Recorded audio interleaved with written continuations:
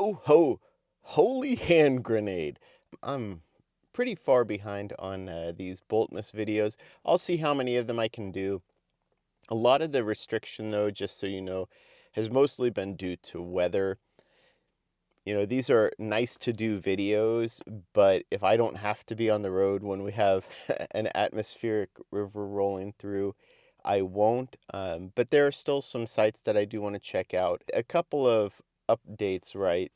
I took this screen protector off. Can you see that? Yes. So just an update, the screen did start responding again. For today's video too, I am charging off the grid, just shuffling some things around in my solar off-grid charging system. You know, I kind of like where it is, but I'm not going to lie, doing back-to-back 200 to well, even on the short end, right, 80 to 90 mile trips, but on the longer end, you know, 200, 250, 300 mile trips. The shortest time, shortest days of the year, lowest sun angle, overcast. We're just not adding enough energy to the pack to actually keep it maintained where I can charge up basically every other day to full. For this trip, I kind of do want to just start off with a full battery, so I turned off Hilltop Reserve mode here a little bit early. I'm planning to be out in the next hour and a half to 2 hours, so maybe 9 a.m. By the latest, and this will be a bit of a longer trip depending on weather and traffic, just to go out to check another site. And I still, even with a full battery, given these conditions, I kind of doubt that I'll be able to get there on a single charge. Well, 9 o'clock turned into 10 o'clock and still the country squire slept. I'll get him a little bit of a treat though, which hopefully he doesn't throw up on the way down. Our first stop is going to be about 160 miles out. For this one, I guess maybe I'll just say we're going to maybe emphasize travel plaza chargers. How's that for a hint of where we might go to visit, as opposed to gas station chargers that we did last time? That's it, no more. Right now we have an estimated arrival time of 12:49 p.m. and it's about 160 miles out. Should be easy with the amount of energy that we have. We're fully charged. No more delays. Let's hit the road. All right, as you can see, we got a decent amount of rain last night, and then all of the dead leaves have blown off the oak trees. We're getting some decent gusts, and it still seems a bit windy. So, like I said, and this is going to be a headwind for us as we head down. I expect to need to charge at that first stop, though in better weather conditions, the site that I'm actually featuring for this video should be within range of a single charge on my Chevrolet Bolt EV. Right now, we have pretty bad efficiency, but this is a multiple mile downhill grade, so you get to recoup quite a bit, and then it bumps up the efficiency and extends the range. So this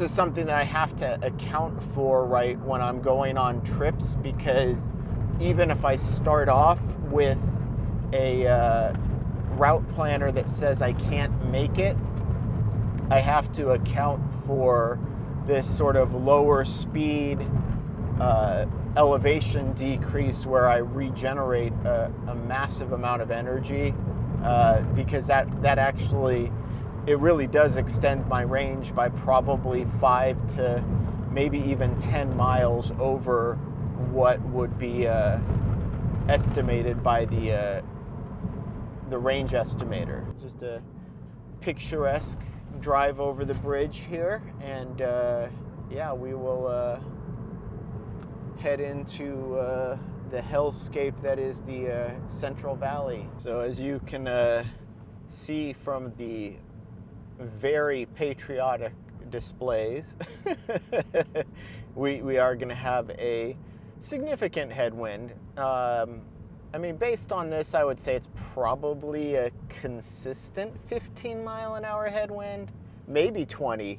Yeah, that flag is actually starting to lift up quite a bit. So Probably a consistent 15 to 20 mile an hour headwind with wet pavement and headwind and possible rain.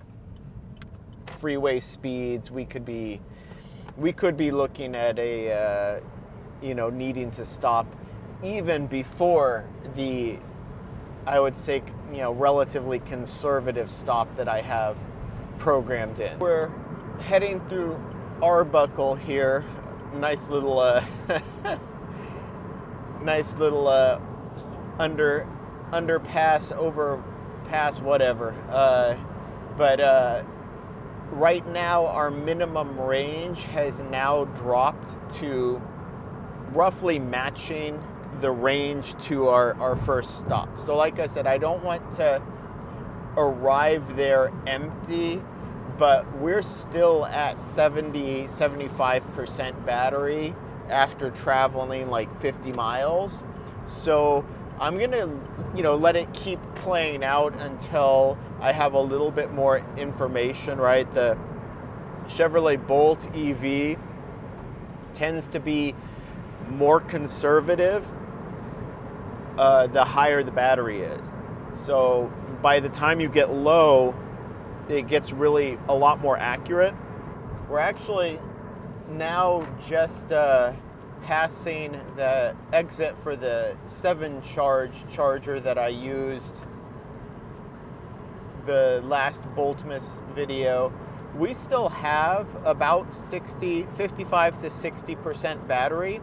And this is one of the reasons too, when I see that I have a minimum range of 82 miles, I'm not that concerned because we've already gone 80 miles, but we've only used 40 to maybe 45% of the battery. Now, that might still mean that I'm arriving too low at the first stop for my comfort level, but it still means that this estimated range of 80 miles is very much on the conservative side. Here we are heading into downtown Sacramento.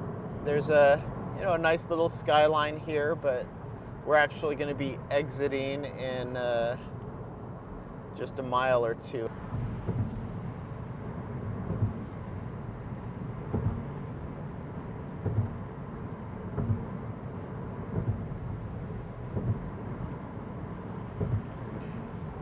Very scenic here, but now is the time for us to get over. Now is the time to make our move. Taking Highway 50 East, which maybe could be a spoiler, but really isn't. Here's Old Town Sacramento too. Really nice, walkable Old Town Sacramento. Good place to take kids and the family. Just this short drive through Sacramento has already boosted our minimum range to about 6 miles more than the range to arrival at our first stop. So at this point, unless something changes again, we might not need to do any sort of a top-up charge along the way. And now I'm just gonna scoot into traffic just to get away from some of the slow-moving vehicles, and we are back up to freeway speeds. This trip is being this is California for you. It's a real mixed bag. With the sun out right now, it's over 60 degrees. It's actually warm in this car. I was literally just having to run the defogger like 15 minutes ago, and now I'm wondering if I need to turn the air conditioner on because it's already warming up in the car. We're about 12 miles out from this initial stop, and it will be a welcome one because I have to use the bathroom. So I think we've been on the road, or will have been on the road, for about 2.5 hours, something like that. So about as long as I want to push it. Oh wow, they're just rebuilding the whole thing, it looks like. Then you can see that, yeah, we still do have a decent headwind here. Oh, that's a That's a really nice water tower up there. Yeah. No, not this one in the foreground. That's just a little water tower. The one behind it, that's a big water tower. What does it say? Jack Tone Road? Really? Jack Tone Road? It seems to be familiar. Let's commit that to memory, shall we, as we approach this really cool water tower in Ripon, California. Yeah, maybe investigate a little bit closer. Oh wow, we're already orange. We only have 20 miles of range left. We're gonna have to find a charger soon. Yeah, look at that. Just nice water tower, Ripon, California.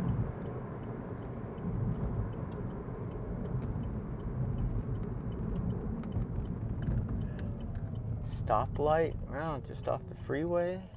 This is a long light, so I would say southbound traffic, beware. I didn't see any sensor strips that I might be missing, so.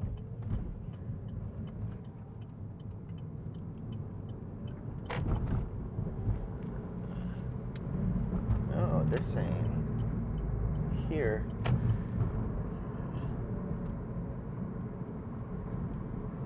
That takes you right back onto the freeway. That's a nice entrance here. What are we doing in a Love's? Checking out Airstreams, maybe. Big Dogs.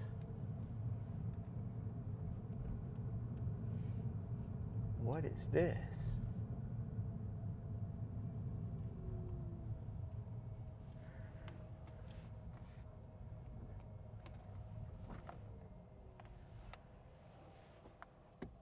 Huh. It's a charger. All right, so here we are. Like I said, it's getting close to low.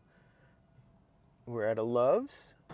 Nice level 2 as well. So level 2 is a nice, I think, emergency backup, right? If you can't get these to work. So they're saying, please plug in. So we're following, I'm trying to do a better job of following on-screen instructions rather than just doing things the way I've always done them. And then they have that.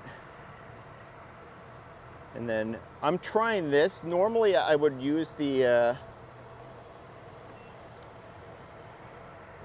I don't need that. That required a significant, I literally had to rub my RFID card on there.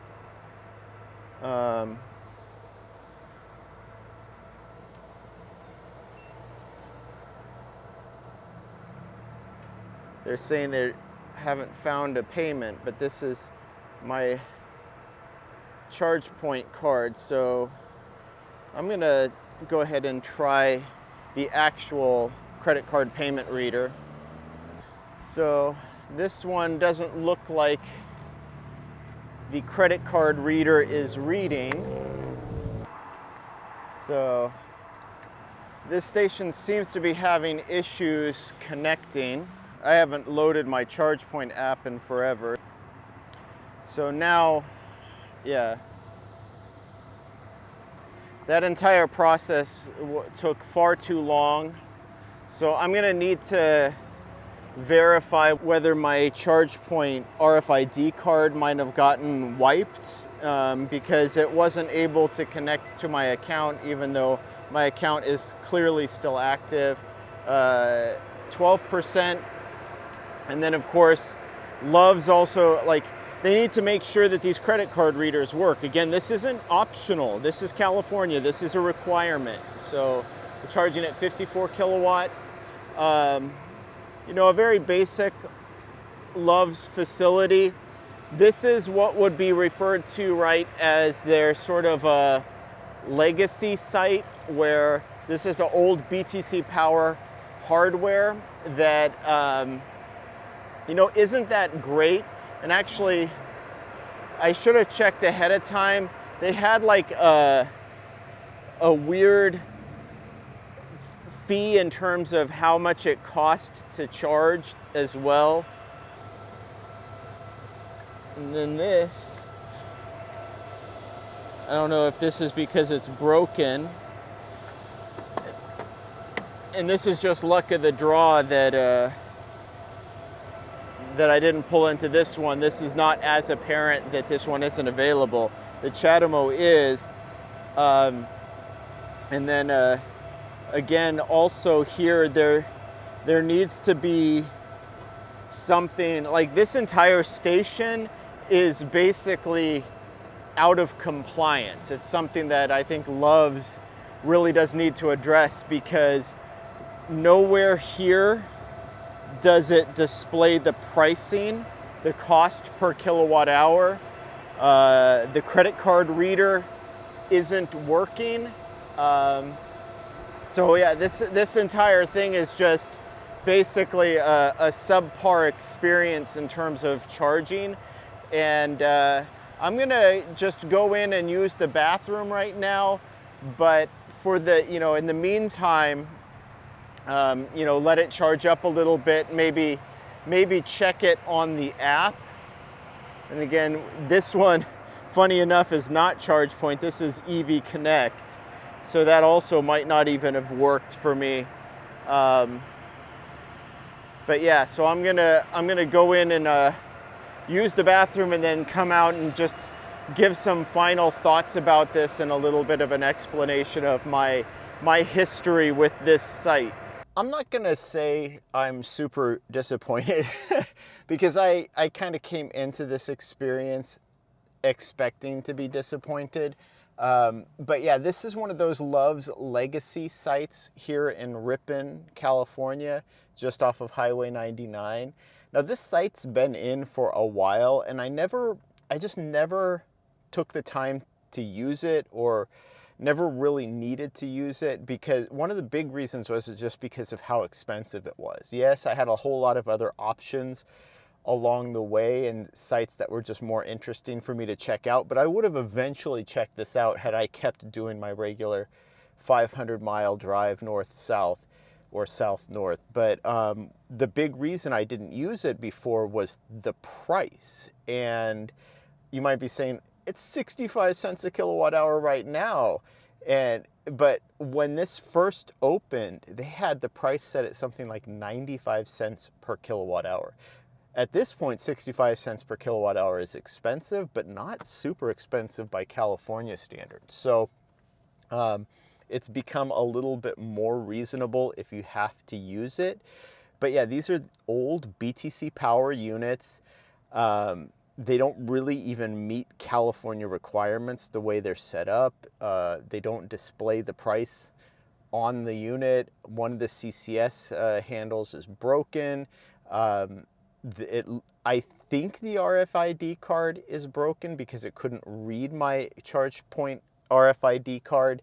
But also the payment readers don't look like they're even active, which they're built into the BTC Power unit, but it doesn't even look like they're active. And then now this charger, it's not as big of a deal on the Bolt EV, but it still is a big deal. This charger appears to be now throttled down to 100 amps. So if this were the site that I were featuring and I was planning on turning around and heading home again, this would be an oppressively long charging session. This is one of those things, it's basically 40 kilowatt charging speeds, which people will tell you about how slow the Bolt EV charges, but at the time the Bolt EV was released, a good number of public chargers were 40 kilowatts, and I can tell you from experience out, driving over the years, that just the difference between a 50 kilowatt charger and a 40 kilowatt charger in the Bolt EV is about 15 to 20 minutes on average per session. And then if you get faster than 50 kilowatts, it shaves another 10 minutes off. So this is oppressively slow by modern charging standards, and that 100 amp cap, almost certain is, something with the charger, because we had peaked at over 50 kilowatt when I first plugged in. So something cut down.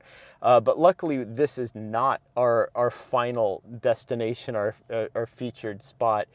I mean, otherwise this would be a really good charging spot. And I know that Love's, I think, has in mind a grander sort of EV charging experience with a canopy and ChargePoint Express Plus units and faster charging, which all of it would be fine. But honestly, even this site would benefit from that ChargePoint model with like 4 CPE 250s or 280s paired. It's not going to be the fastest site along this route, but given the type of amenities, it would make it a much more compelling site than whatever this is. So yeah, as it is, I think I'm gonna plan in the rest of my route, just make sure that my directions are all right. And I might not even stay any longer, like I said, because of how horribly it's throttling right now. We might want to just get back on the road as quickly as possible.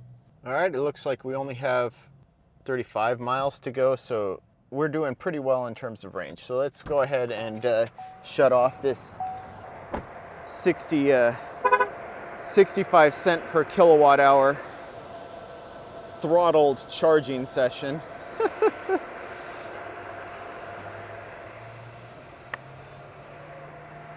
So yeah, I really wish this had been a better experience, but so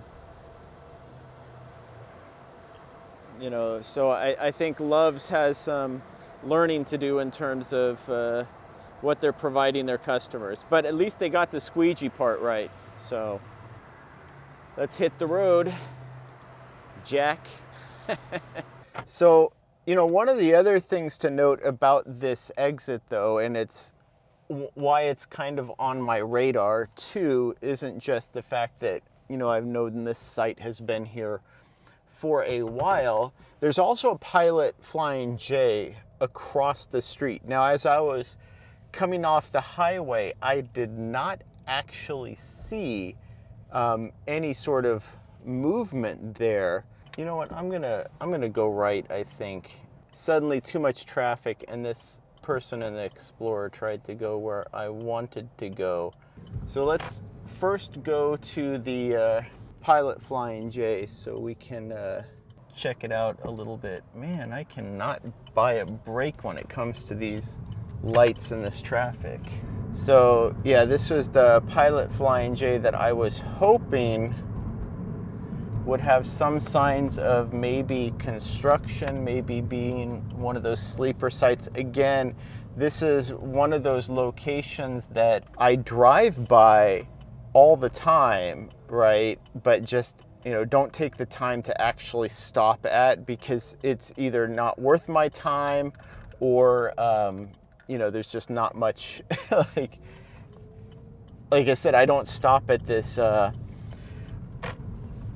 Love's at all, just because it was always so expensive, and then it just wasn't all that compelling. And I was proved right about that. But look at this nice, oh, they even have a Dunkin' Express, Flying J, a Denny's. If only they had chargers, if only there were some place where they were putting chargers in as a sleeper site that nobody knew was being built, and it just suddenly popped up on someone's radar. That would be amazing if that happened. Could you imagine if someone just stumbled across? All right, I'm done. I swear, I'm done. But I'll tell you who isn't done feasting. Oh, that's gonna be Walter. Holy crap, Walter. Welcome to California, where EVgo is getting it done. Done, done, done, done, done. CCS. I'm gonna peek under the skirt for a second. CCS. So, you know, I'll take a moment to note this as we marvel at this wonderful new EVgo site that, again, is a sleeper site just across from the Loves that I was just at. And I didn't see anything, so I was actually just gonna pass this up, but because of the traffic, it just made more sense to make a couple of right turns, so I did want to come in here. This is one of the ones with the Denny's, which is definitely one that I would frequent, more so than one with like a Wendy's or whatnot, or especially not like a Subway or whatever. Those just don't appeal to me, whereas a Denny's definitely does.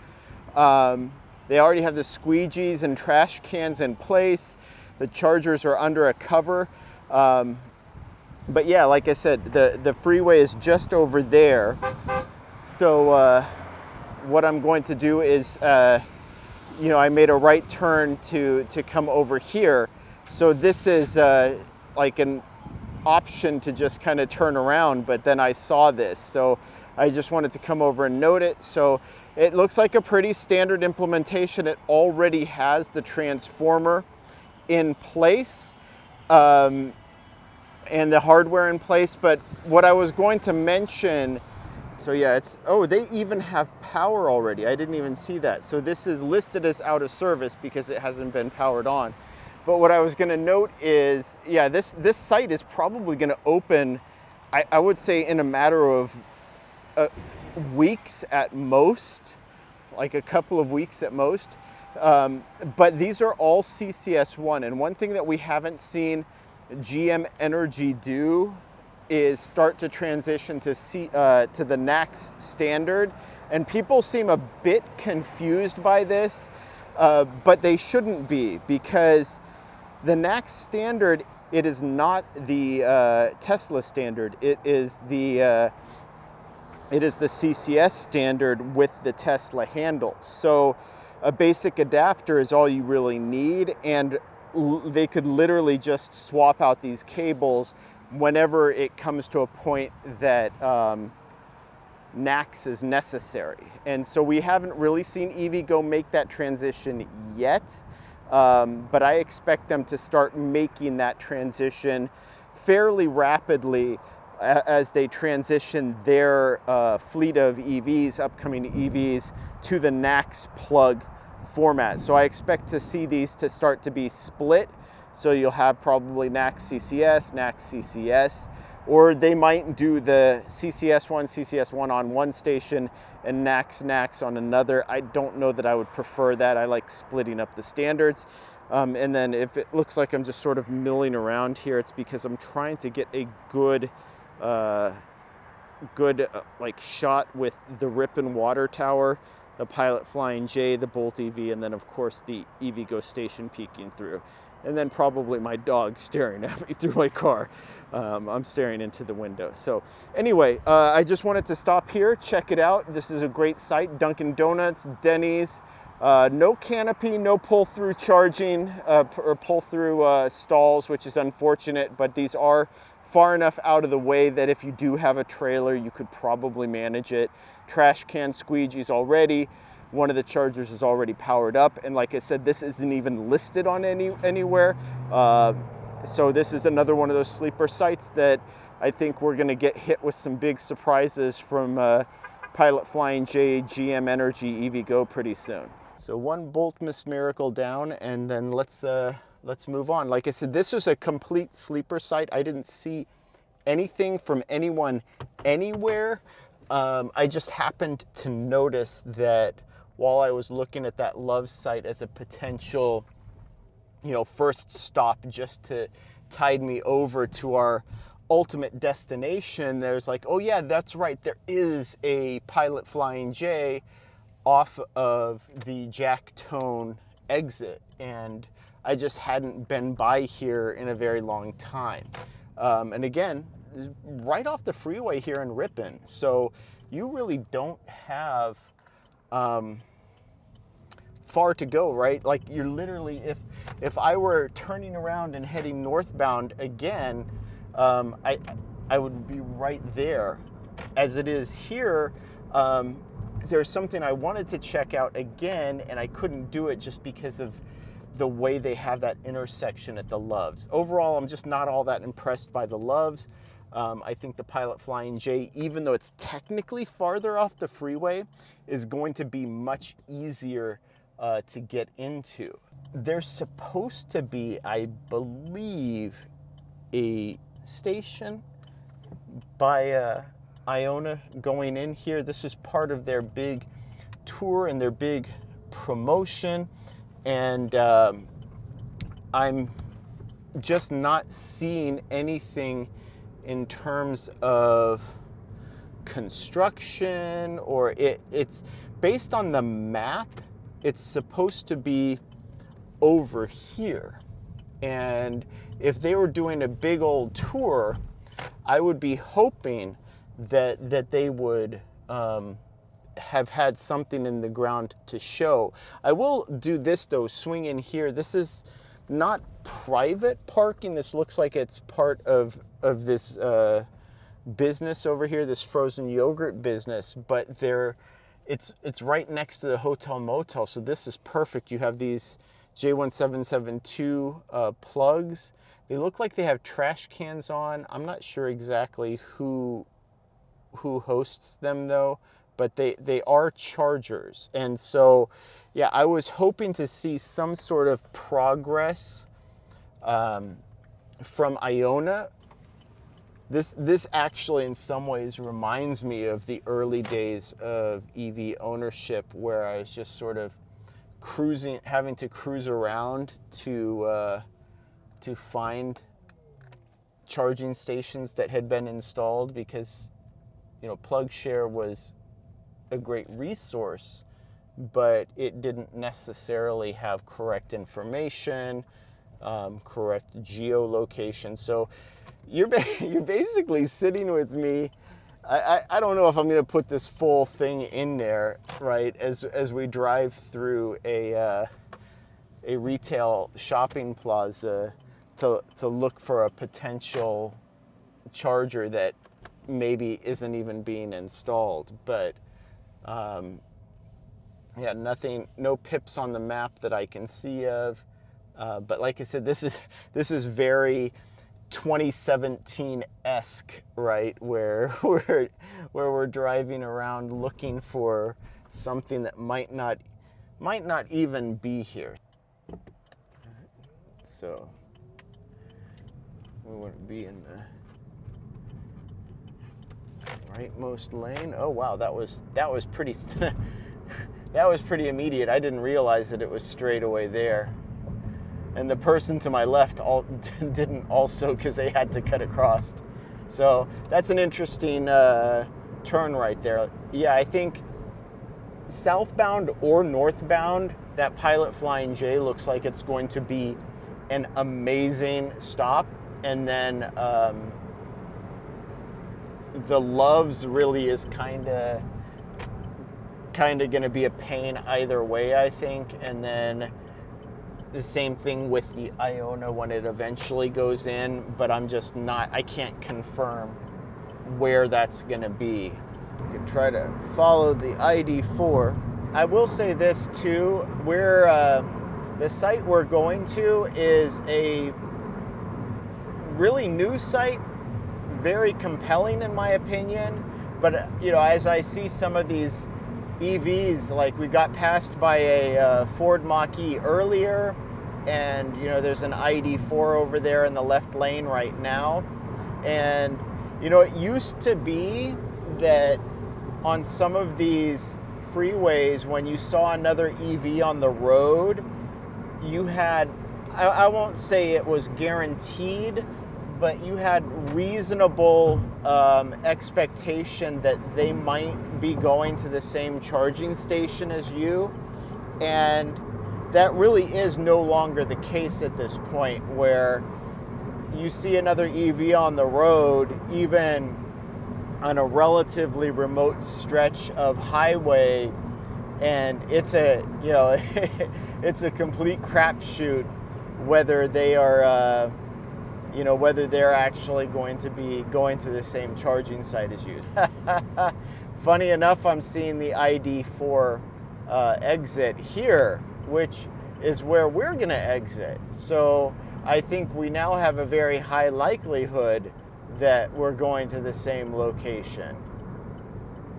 Have I spoiled it yet? Maybe.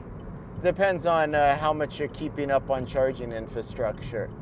But also, I will say, in the past, if you saw another EV heading to a charging station that you were heading to, there was some anxiety there.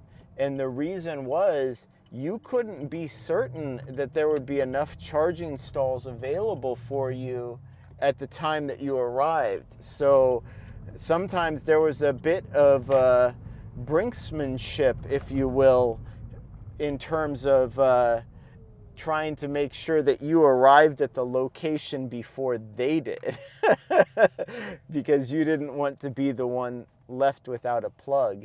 In this case, I think that ID4 owner is going to the exact same site as I'm planning to go to, and I don't have a care in the world. And then you might say, well, what site are you talking about?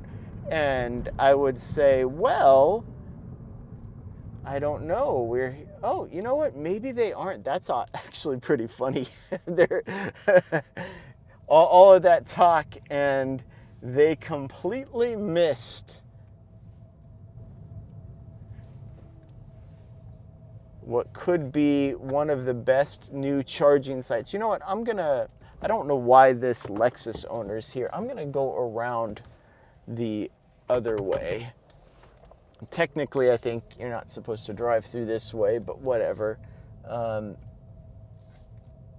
Yeah, so here we are at a nice new BP Pulse charging site at a TA Travel Plaza in Livingston, California. Dr. Livingston, I presume. We has arrived. 195 miles, which I think is a little more. One of the stations is in use right now. I didn't even check if this screen was on when I pulled around, but let's see. Oh, you know what? Should I do it? Maybe.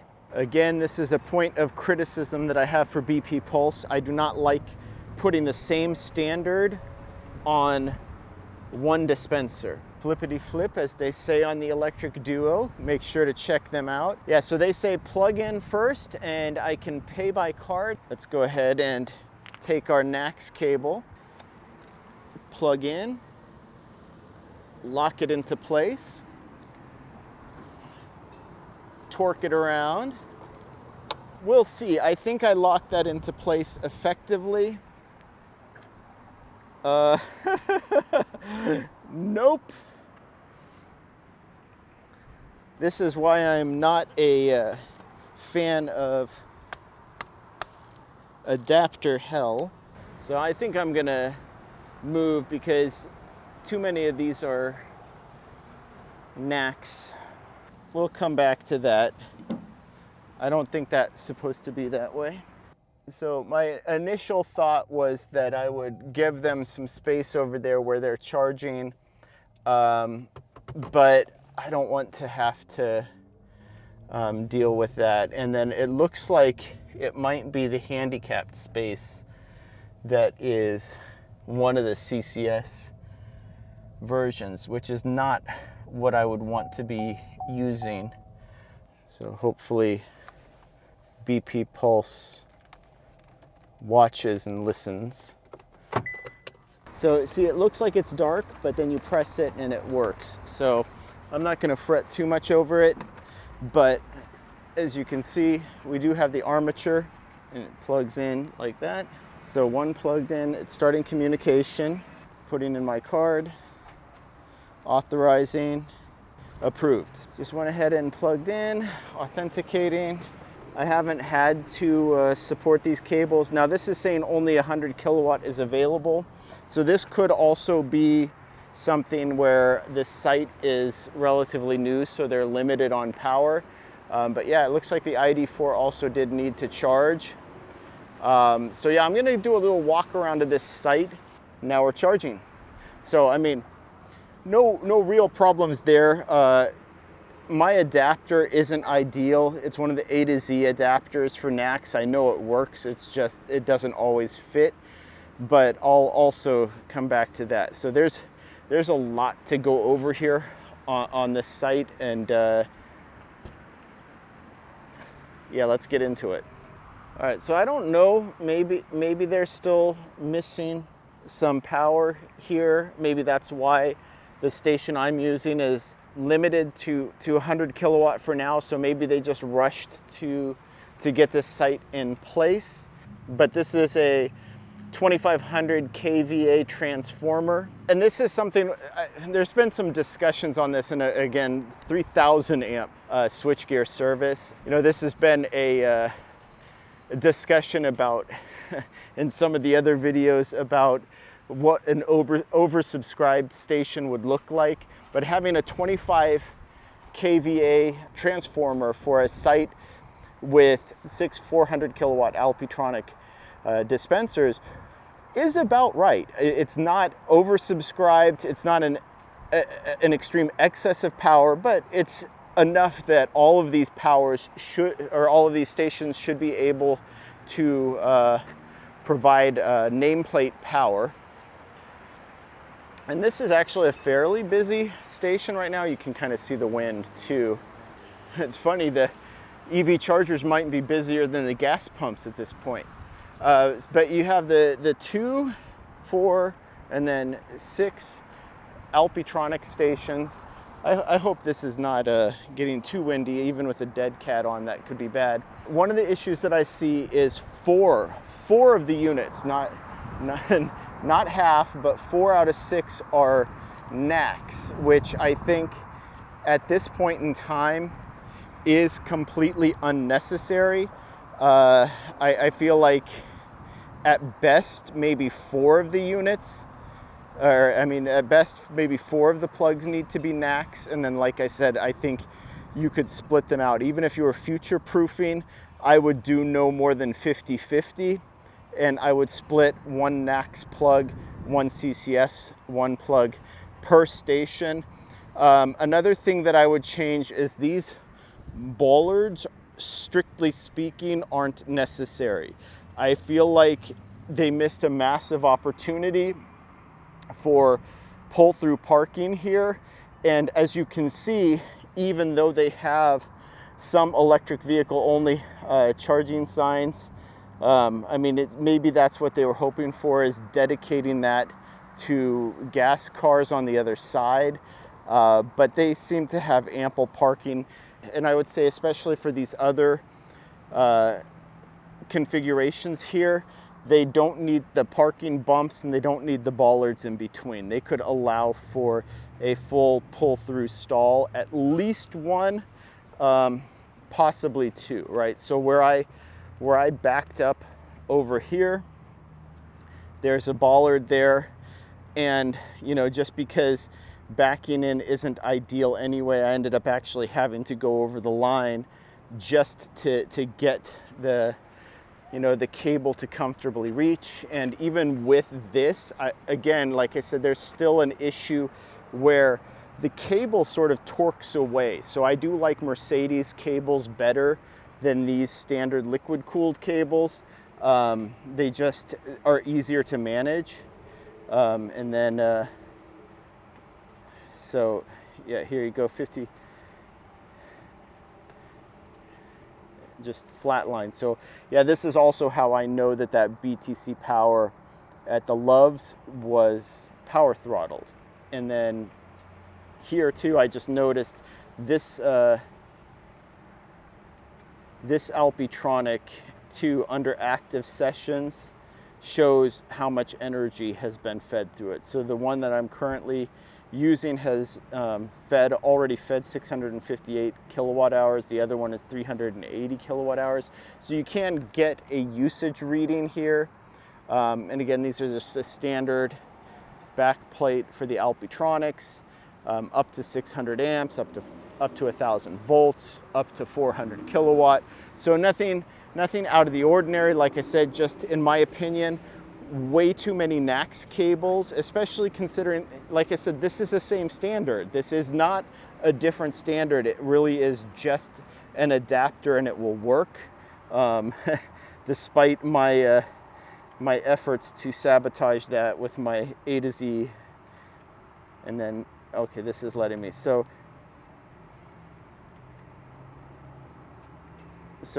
these have barely been used, not too much. And then these ones here, connectors, a little bit more, right? A little bit more usage on this one, 270 kilowatt hours.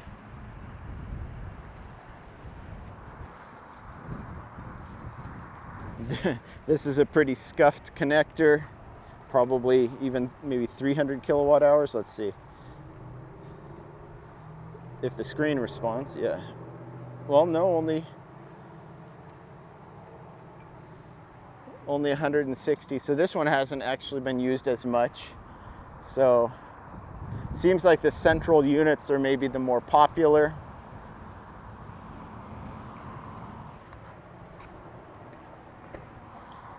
Well, and this was probably one of the most popular. And number two, I'm curious. I think that is this one, and this is what happened. So if you look in here, there. Oh, that's broken off too. So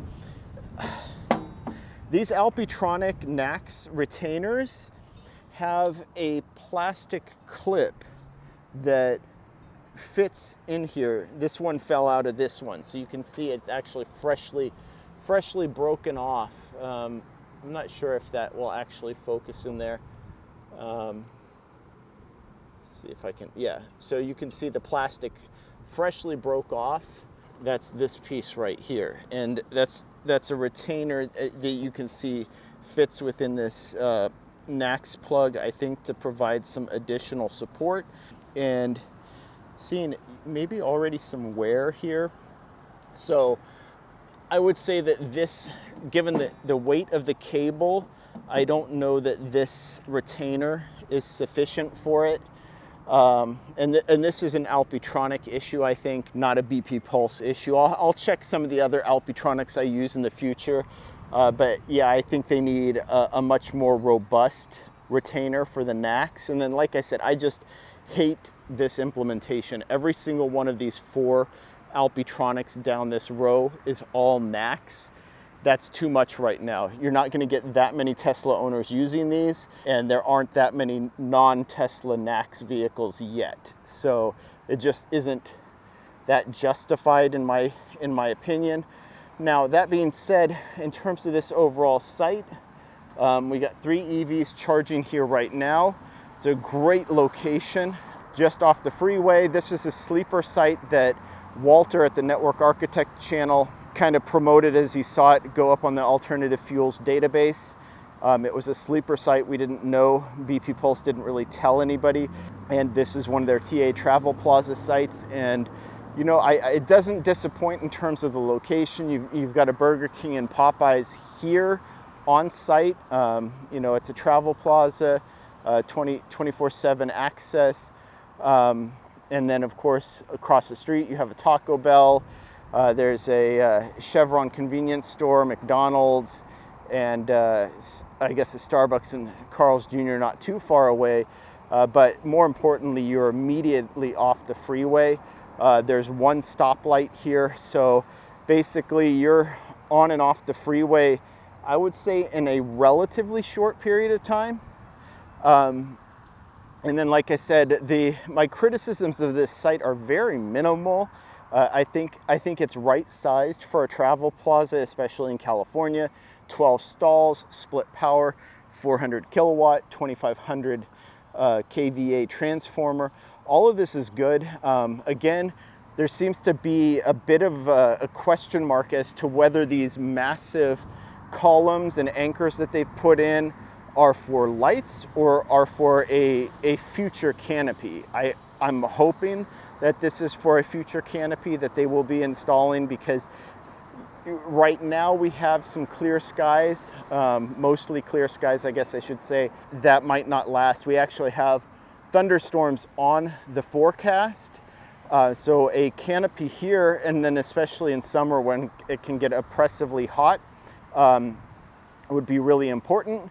And then, like I said, at least some of these bollards I think could be removed to allow for at least 1 to 2 dedicated full pull-through stalls. It has the configuration for it. It's going to be a short pull-through stall, but it's going to be better than none at all. So sorry for the change in audio quality. I apparently talked too much and ran my microphone out of power.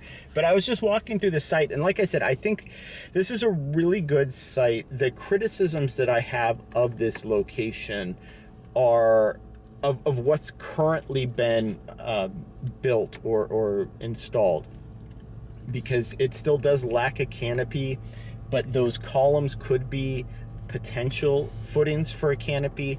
So I don't want to, discount that too soon. But they chose to put 4 of the units as NACS only. Now, I'm not going to blame them. This is the old version, technically recalled, of the A to Z charger adapter. I should get it replaced, or I should have gotten it replaced. I don't know if it still does, but it has a very finicky locking mechanism at the bottom, which is part of what I think they fixed. So when I couldn't get a signal plugging this into NACS, I think that's what that was. But it's really important, I feel like, for people to understand that NACS is not a different standard. NACS is CCS1 protocols with a Tesla connector. That's it. And so when you see a lot of these charging providers still only putting in CCS1, well, technically that is the universal standard. It's just not the universal format, if that makes sense. So I really think that the EV influencer news community needs to do a better job of communicating this, because I'm still seeing this to this day. People are confused, saying, wait, I thought it's supposed to be the Tesla standard. It is not the Tesla standard. It's only the Tesla format.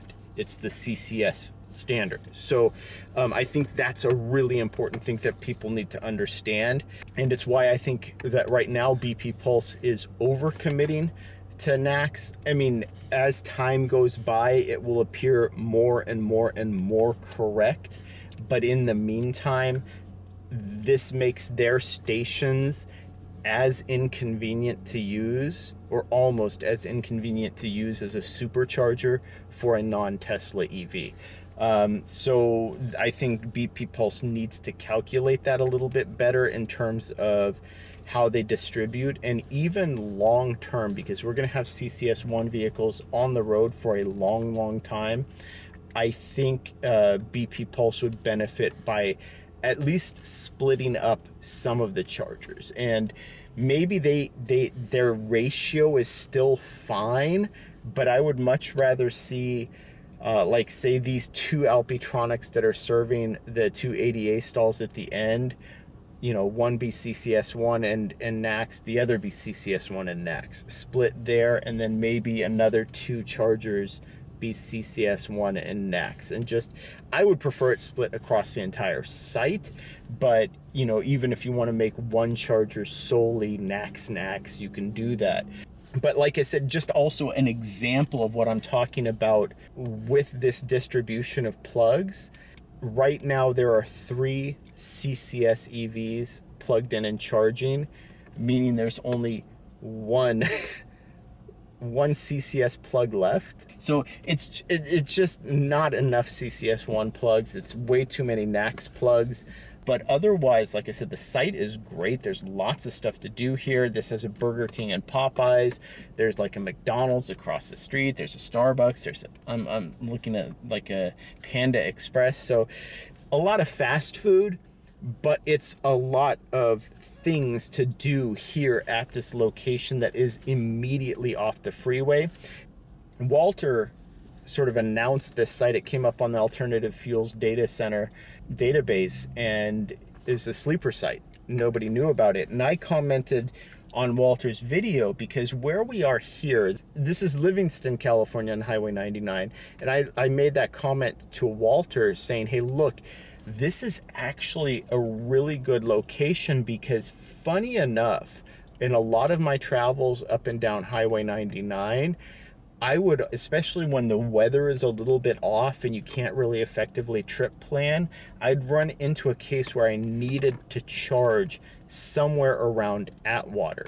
Well, this is just north of Atwater, and it is so much better than the EVgo and Electrify America chargers that are available in Atwater. It's closer to the freeway, it's more accessible, it's higher power. There's just more stalls. It's more stalls here than it is with the Electrify America and EVgo combined. And like I said, higher power. And the last time I was at that Electrify America charger, it nearly bricked my car again with those old Signet units doing their little Signet surge and feeding way more power than my car was asking for. So this is a huge upgrade. The positioning on this freeway just makes it just a super great. And then for me, one thing too is if the weather were better, this is a site that I could make it to on a single full charge. So if we had better weather, I could have left with a full battery and made it here as my first stop with probably 10% battery left. That really streamlines a trip. Like if I were going to Southern California, when you can make 2/5 of the trip on a single leg, stop at a location with a ton of different amenities, a ton of stalls, a ton of reliability, and be back on the road again in 30 minutes. There's a lot to like about this site location-wise, everything else. It certainly is a Boltmas present, if you will. Yeah, BP Pulse, great job with this location. We'll go the long way around to give one more look at the charging site as we exit. Like I said, nice with trash cans, lots of stuff to do here. I need to go shopping, and there's another potential site that I want to check out, and I just did the math, and here we get the money shot as we drive by. So, and so the arrival time will align pretty closely to his dinner time. So I'll be able to check that potential site, give him some food, and get some shopping done and sort of maximize this trip. Yeah, we're getting that weather back again, but I will say that, yeah, even if it's not the most effective tailwind, like I said, maybe like a rear quartering wind, it is significantly improving our efficiency. Honestly, these conditions aren't actually as bad as I was expecting. All right, well, this looks like it might be a bit more significant rainfall coming down here. So yeah, there is a lot of water on the freeway right now. So I'm actually going to move over into the right lane. I am slowing down a little bit. The Bolt EV is pretty immune to hydroplaning, relatively speaking. Just the weight versus the size of the tires. But that doesn't mean that it's completely immune to hydroplaning. Yeah, you still have to slow down when there's a ½ an inch of water on the surface of the freeway. Well, you don't have to, but as we're seeing by some drivers. Hopefully this clears up a little bit because I was planning to make a stop soon. Oh, there's even, interesting, there's even a warning on Google Maps right now about water on the freeway. This is part of why I want it to be in the right lane, is it gives a better, more solid line to follow. There's too much water on the freeway right now to be able to even maintain freeway speeds. Yeah, so this is more of the weather that I was expecting. I was just expecting it more consistently. But this is also why I don't wash my car. Why bother? We have this kind of rain. So hopefully it clears up a little bit. We're exiting here. Unfortunately, I was able to pick up some cat food, but this Walmart did not have the litter that I was looking for. So I've got it coming, but I don't have it going. So, and also, unfortunately, Landon, no sign of any chargers being built here at this particular Walmart location, just given the fact that this is one of the sites that's been identified under permit. So I was hoping to see something. All right, so these were in fact thunder cells that were going through. I could actually hear some of the thunder. Didn't really see any lightning. So we also just passed through Lodi, which I do have a few sites that I need or want to be checking out in Lodi, but I figure for right now, we'll just go ahead and scoot on past.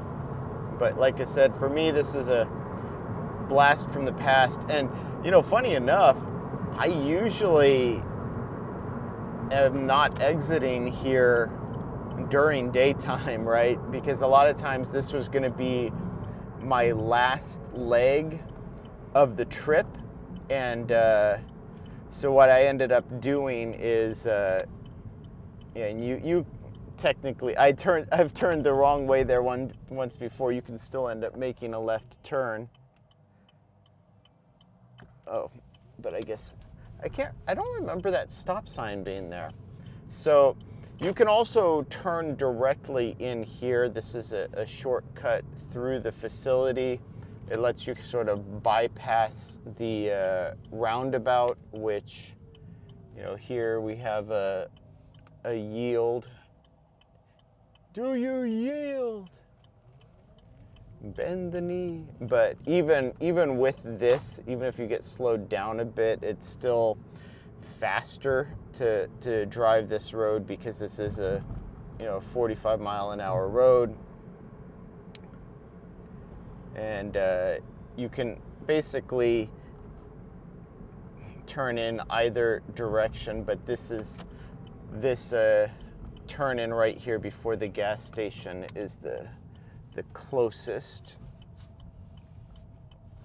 And these are just a couple of ABB, I guess, Terra 5.3, maybe they upgraded them, Terra 5.4 stations. Well, I don't know if this is just taking advantage of the parking. It's not really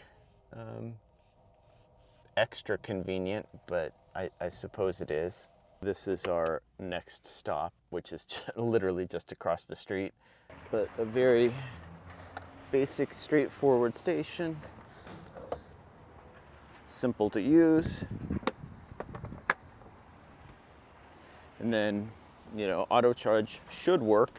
Ooh, is that just exposed RFID reader, I guess? Never seen it like that before, but yeah, just automatically started. Just a very convenient, straightforward station. This one, I've always noticed this one has had an issue before. where it doesn't clear out the,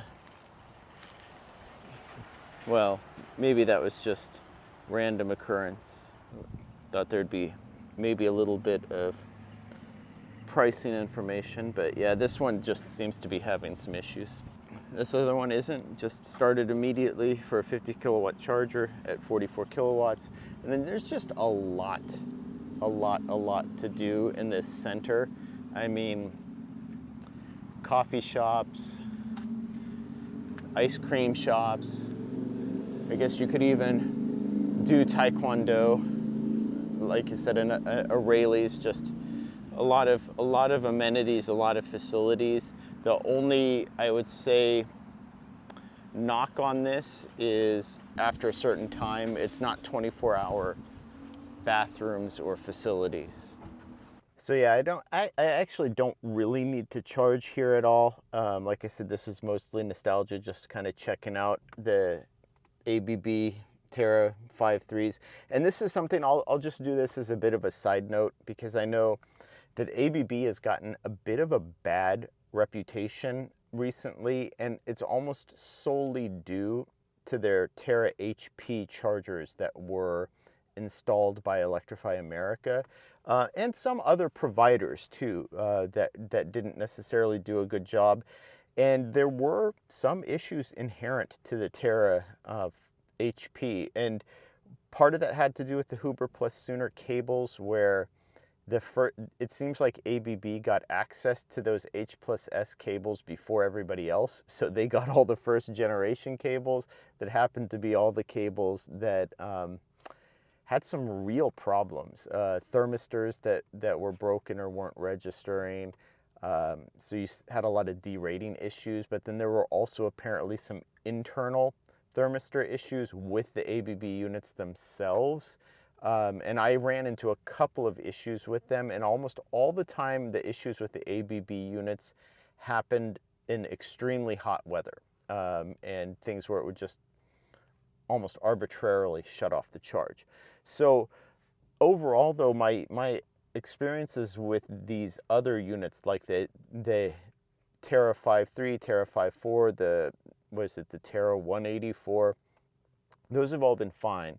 And then, so I am looking forward to the ABB A400, which is this sort of update and ABB equivalent to the Alpitronic HYC 400 that I used earlier today. So, but in the meantime, like I said, do a quick charge up here and then head over to the Walmart, hopefully get some kitty litter as well as the cat food. And then I don't want to be gone for too much longer. Time to go. Been here for, oh man, 12 minutes already, longer than I planned. But I do have a $20 credit too, which is kind of cool, because I charged during the month of December. So yeah, let's hit the road. Ooh, is that a pizza place? Nice. All right, Landon. Well, sadly, nothing to report here from the Galt Walmart either.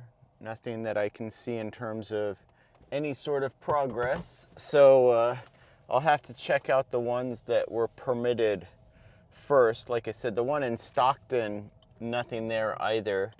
And funny enough, this Walmart had the kitty litter, but it didn't have the food that they like to eat. So I really was pretty much stuck having one or the other. Oh, and I guess they finally put a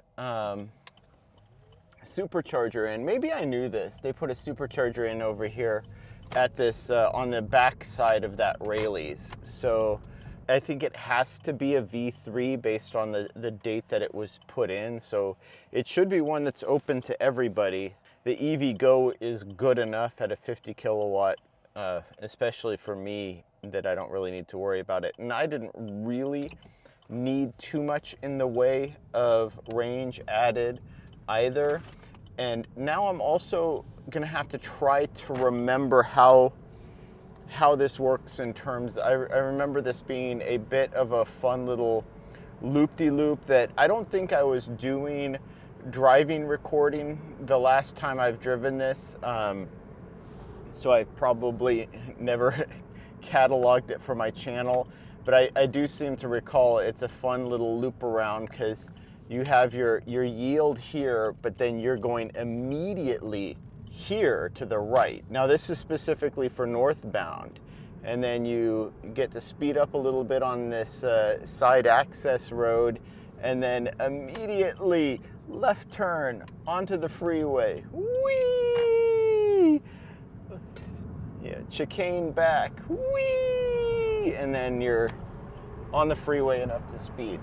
I always thought that was kind of a fun re-entry onto the freeway again. Coming back through Sacramento downtown, and we are immediately back onto Interstate 5. And yet there's downtown J Street, so not as scenic coming through. Well, maybe more scenic in some ways coming through at nighttime, but back in Sacramento. They've still got lights out at Old Town, so your time's running out to visit Old Town Sac. Well, we're coming into Williams now. Make a right turn onto the access road. The one that I haven't used maybe before. Yeah, got a charge vehicle soon notice. 17 miles of range remaining. And again, this is just for me to kind of showcase how easy this is. And of course, I'll probably have a little bit of wind noise here because I don't have my dead cat on.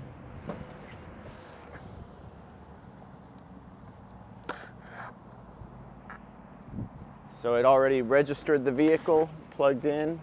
It gives you 1 minute and 40 seconds to activate, pull out my payment card. Processing. Thank you, remove card, payment accepted. It was probably hard to read the screen, so we're down to 9%. So yeah, just, I mean, easy peasy, like just the electric era Sky Charger, it just works, right? Like I don't I don't know how I can explain it to Lucy any simpler. It just works. Got a convenience store. Oh, it looks like Dutch Brothers is still open. So, yeah, McDonald's is open, like I said. Actually, the Chinese restaurant is open. So it's just everything is kind of dark right now, just because it is winter time and sun goes down early. So normally I wouldn't even charge that long. I don't need to get home, but I got a snack when I was at the Walmart and I haven't really had a chance to eat it yet. And again, right now we're in the middle of winter, we're overcast. I'm trying to charge the cars primarily by solar, so I am somewhat restricted in how much I can charge at home. So if I'm here for 10 to 15 minutes, so be it, you know, or 20 minutes, so be it. But I'm not gonna rush. I'm just gonna, you know, eat my snack and then we'll head home. All right, snack consumed, charge all the way up to 37% already. So I think we can get ready to leave. I might linger just for a minute to do some B-roll. Come on, let's shoot some B-roll. Some nice 50 kilowatt charging. That's 150 to 200 miles an hour for those of you who speak that language. So I've used all 4 of these stations on separate occasions in the last week and a half or so. Every single one, first time activation success. So, I mean, it's hard for me to explain like just how effective electric era is and how reliable they are. And like I said, I think in another video I saw a Rivian just completely bypass the station and then go to an Electrify America like 20 miles away. And I think they were here at the Tesla superchargers and unable to use them, access them, something.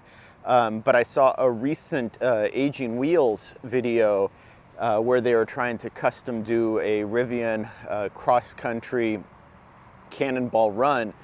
And they were complaining about the Rivian route planning because it wasn't showing a lot of the stations that we're in that you could find in other route planners. And I'm almost 100% certain that that Rivian owner just completely missed this charging station, drove right on by and just didn't realize it was there. So I would say that that's unfortunate. And I would say that if you are driving this I-5 corridor north-south and also the Highway 101 corridor, and I'm really hoping Electric Era can expand to like Highway 99.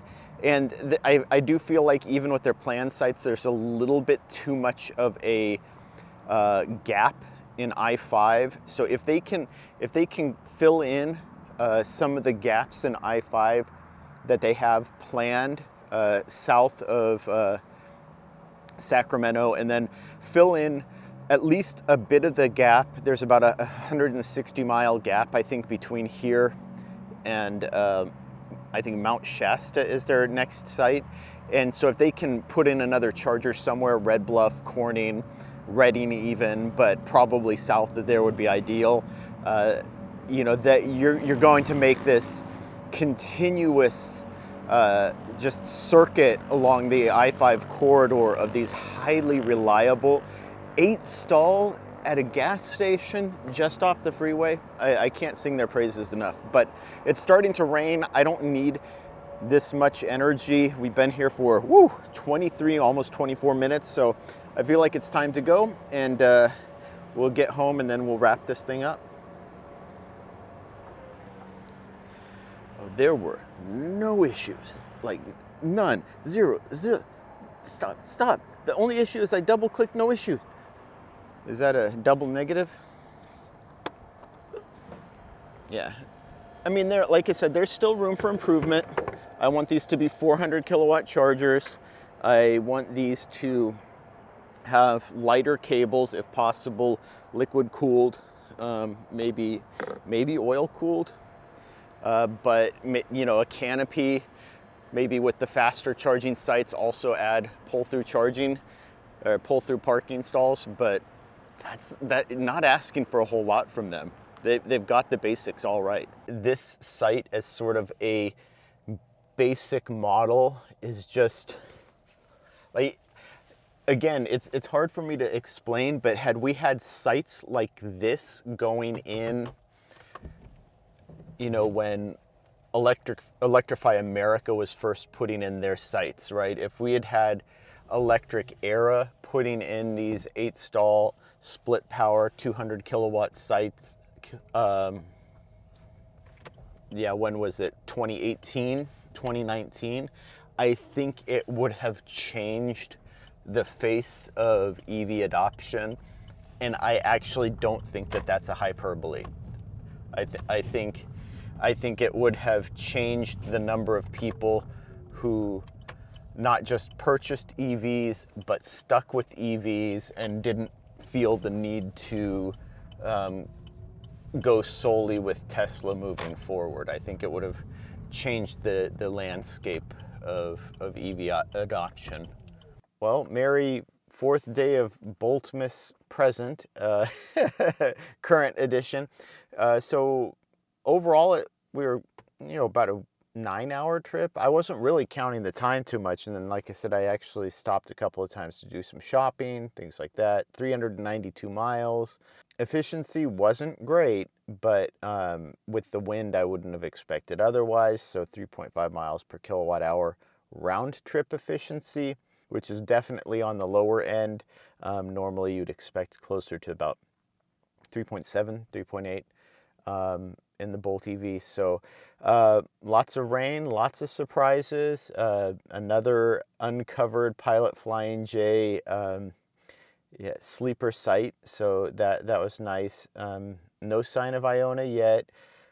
BP Pulse is chugging along, makes me want to check. I have a sneaking suspicion that all of the TA travel plazas that aren't specified, I think for their NEVI funding in California, along with the Petro stations, are all getting chargers or being prepped for chargers. You know, so that was the sort of feature site, though I was emphasizing travel plazas.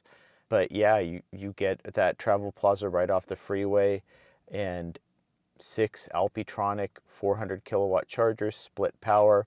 Eventually we're going to want to see higher power, but for right now it's a non-issue. No EVs can really take it. And then, like I said, the only other sort of criticisms were all minor and just things for improvement, with the recognition that that site is already heads and shoulders above most of the charging implementations, including some of the more recent charging implementations by some of the top echelon charging providers. So BP Pulse, their team is doing a great job. They settled on a really, what I consider a really sound foundational design with that 6 Alpitronic 12 stall location and TA travel plazas.